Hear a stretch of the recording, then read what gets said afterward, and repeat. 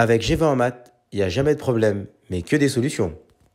À travers cette vidéo, nous allons voir ensemble comment démontrer qu'une famille est liée. Dans un premier temps, on rappelle la définition, donc soit grand E, un cas espace vectoriel, et on introduit ici une famille de vecteurs, donc E1, E2, En, donc des vecteurs de la base E.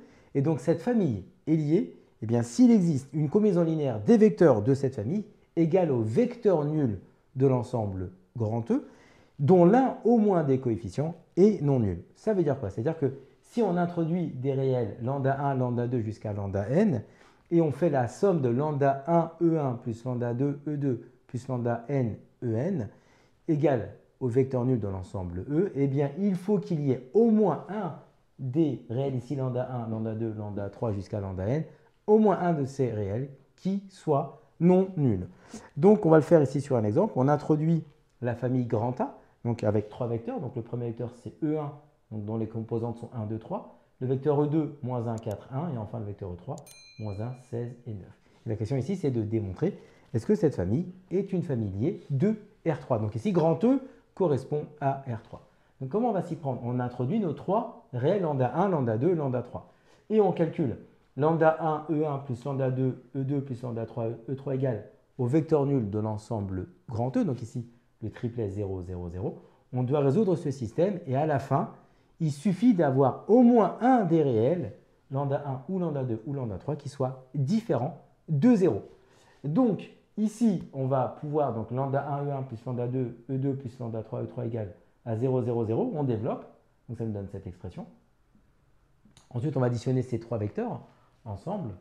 Donc, ça nous fait lambda 1 moins lambda 2 moins lambda 3 pour la première composante. 2 lambda 1 plus 4 lambda 2 plus 16 lambda 3 pour la deuxième composante. Et enfin, 3 lambda 1 plus lambda 2 plus 9 lambda 3 égale à 0, 0, 0. Donc en fait, ici, on va obtenir maintenant un système linéaire. Donc la première composante de la somme des trois vecteurs égale à 0.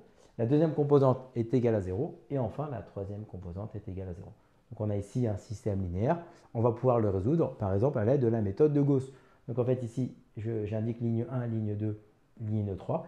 Et on va faire disparaître ici les lambda 1 et les lambda 1 de la ligne 2 et de la ligne 3 grâce à la méthode de Gauss. Donc en fait ici, on a fait le schéma suivant. Donc la ligne 2 devient ligne 2 moins 2 fois ligne 1. Parce que là, vous aviez 2 lambda 1 et là, on avait 1 lambda 1. Donc on va faire 2 fois.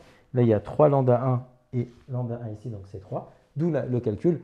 Lambda 2 devient lambda 2 moins 2 ligne 1. Pardon, et ligne 3 devient ligne 3 moins 3 ligne 1.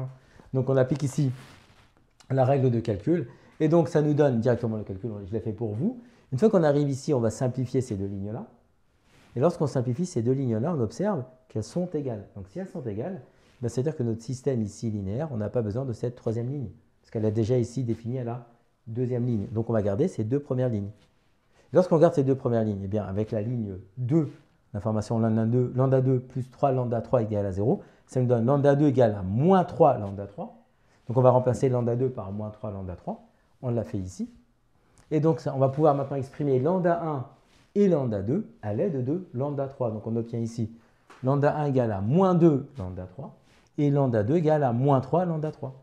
Et donc, en fait, ici, on peut fixer lambda 3 par n'importe quelle valeur. On ne va pas prendre 0. Parce qu'en fait, on va tester n'importe quel. Il existe. Donc, j'ai pris par exemple lambda 3 qui fait moins 1. On aurait pu me prendre lambda 3 qui est égal à 4, lambda 3 qui est égal à 6. Prenez un lambda qui soit non nul pour vraiment vérifier si la famille elle est liée ou pas. Donc en fait, en prenant ici lambda 3 est égal à moins 1, eh bien on peut écrire cette relation-là par rapport à ce qu'on avait ici. On remplace lambda 1, lambda 2, lambda 3 respectivement par les valeurs ici. Donc lambda 1 va prendre la valeur moins 2 fois moins 1, donc va prendre la valeur 2. Ici, lambda 2 va prendre la valeur 3. Et donc après, j'ai passé le E3 à droite, ici dans notre expression, pour avoir la relation 2E1 plus 3E2 égale E3. Et donc ça permet de dire que nous sommes dans une situation d'une famille qui est liée, parce qu'on est capable d'écrire, eh bien, comme on le voit ici, 2E1 plus 3E2 moins E3 égale à 0. Donc c'est-à-dire qu'on est capable d'écrire une combinaison linéaire des vecteurs de notre famille, et ils sont égales, bien sûr, au triplet 0, 0, 0. Donc là, on a bien une combinaison linéaire qui est égale au vecteur nul de l'ensemble grand E. Mais ici, les coefficients eh bien, il y en a au moins un qui est différent de 0. Et ça reprend bien la définition de notre famille liée.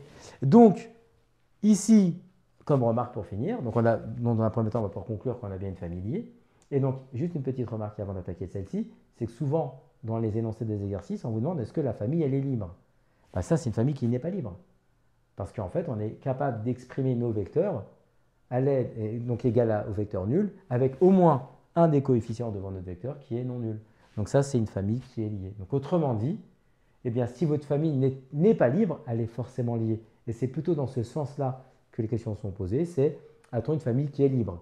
On cherche à vérifier qu'elle est libre. Et si, eh bien, on ne répond pas aux critères de la famille libre, vous vous en souvenez, hein, c'est tous les coefficients qui sont non nuls, eh bien, on a donc par défaut une famille qui est liée. Et donc, comme remarque pour finir, lorsqu'une famille de vecteurs ici est liée, on dit que les vecteurs de cette famille sont linéairement dépendants. Autrement dit, ce qu'il faut comprendre, eh bien, on est capable d'exprimer eh bien, un des vecteurs de notre famille par une combinaison linéaire des autres vecteurs. Donc là, dans notre exemple, on est capable de voir que le vecteur E3 de notre famille, eh bien, il s'exprime à l'aide de E1 et de E3.